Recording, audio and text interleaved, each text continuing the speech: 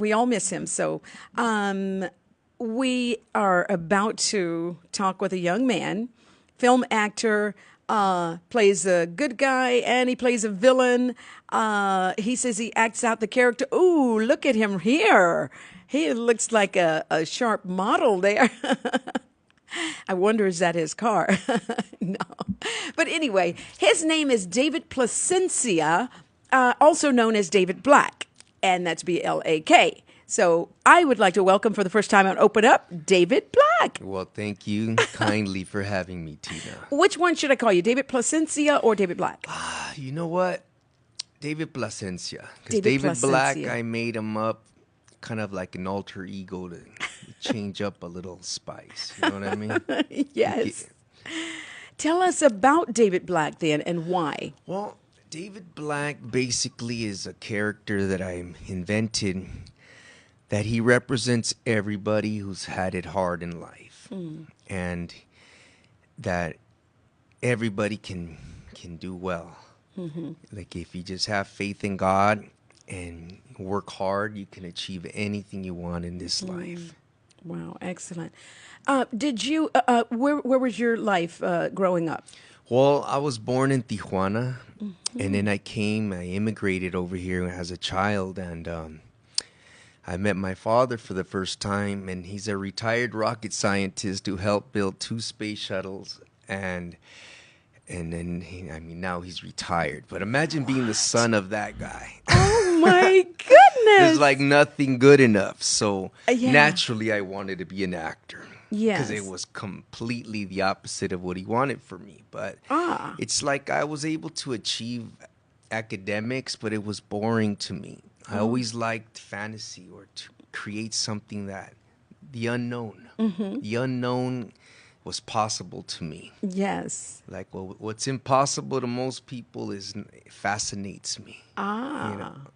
And this has been since you were a child? Yeah, so I've always been like a little awkward, so to speak, but but it didn't matter. I was just being myself. Exactly. And that awkwardness, what some people would call awkward, could be success or gifts for someone else. It truly is. It's like it's a level of servanthood Yes. for the public, the people.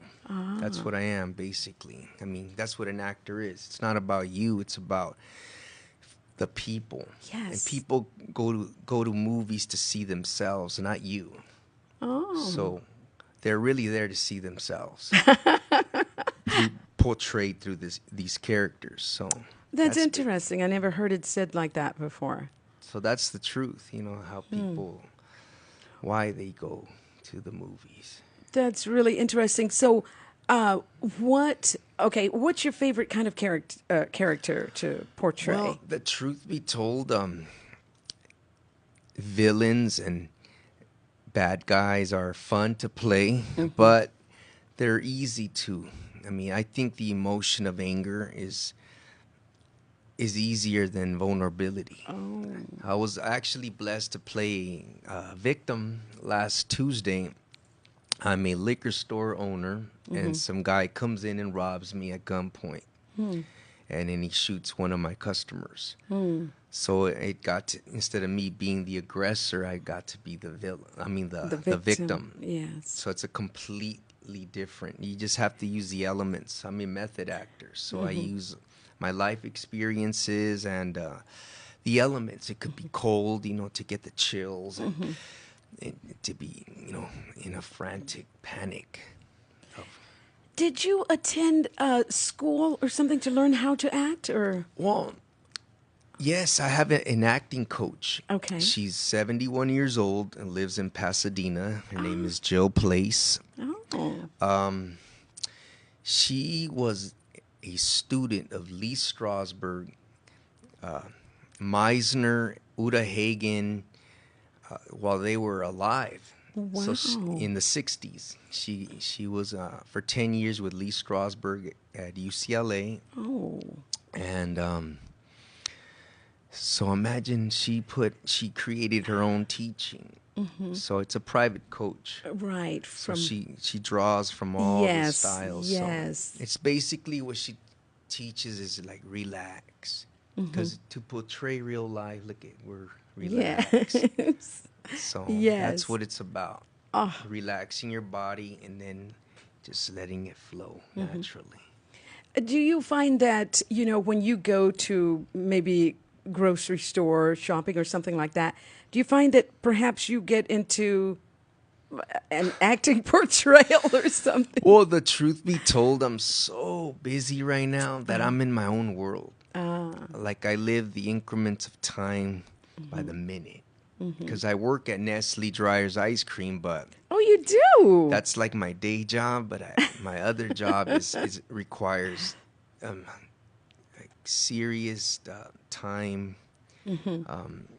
diligence. So Yes, I thank my yes. father, the rocket scientist, for instilling such his hard work ethic and with high standards. So it allowed me to be able to do this, work a full-time job and work in Hollywood. And your father is still alive today? Yes. And where is he? He's in. He lives in Sylmar, California. Oh, okay.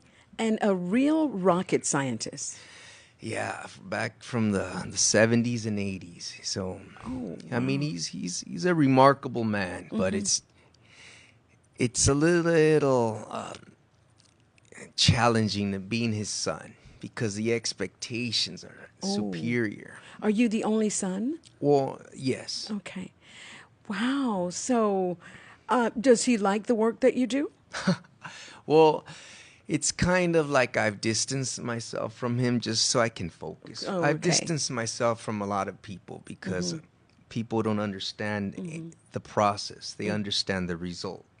So once I Okay. get the result, then it's no problem. It's already, there's several films that are going to be released perhaps at the end of the year or in 2017. But once those get released, then it'll be a different perspective. Wow. So, you were recently, speaking of films, in the Rally. And you played, what was your character there? I was just starting off in my career, and I was blessed to work with Rick Reyna for the Rallies for Christ, and I play an evangelist on Hollywood and Vine. So I was so excited, So I was like, yeah. I mean, just to see something in like my first IMDb credit. So it was like, wow, it means a lot to me because it was a Christian film. And it's completely the opposite of the characters I normally play. Right, right. So, and speaking of the opposite, can you talk about your life before you became a Christian, a born again Christian? Well, to tell you the truth, I've always been a Christian. Okay. I just was living a foul lifestyle. Ooh. But in my heart, we were working. I was in a music group called the Black Mist. I mean, it was involved with all the poisons of the industry, from drugs to women to you name it. But the focus was always work. It wasn't like a party. So basically, I like came out of a cocoon and woke up, and before you know it, it's like 10 years went by. And I mean, by God's grace, I had a near-death experience on September 3rd, 2006. And ever since that day, my life changed. God gave me one last chance. And it's a beautiful chance. But it's for His will. I mean, He knows how to turn you around. So, I mean, I basically turned the music name Black Mist into a clothing company. Okay. Which I have a shirt here. Oh. Black Mist means repented darkness. So this shirt is for Tina. And it's basically a modern graffiti style, but it's kind of like Stussy style, like the name brand, but it's my own. Cute. And it's basically the name of the group on the album. Okay. And the back is a barcode, which is the barcode to the album. So if you scan it, it's actually will take you. I have a whole line of new clothes coming out and a new website, new online store. Oh, So wow. I have I'm about to launch a whole new campaign, but So, okay, taking this cute little, oh, nice size too. Thank you. Very good incentive here. Taking this cute shirt, I like it. And then anyone can scan this barcode pretty much and go right to the to the album. But I'm gonna switch it up to the new digital barcode, and it's gonna take you straight to the new blackmiss.com Aha. for the clothing apparel. How cute is this? Thank you. You're very welcome. Well, listen, let's take a break and then we'll come back and hear more about David Placencia right. and whatever is ahead for him in his future. So thank you for staying with us.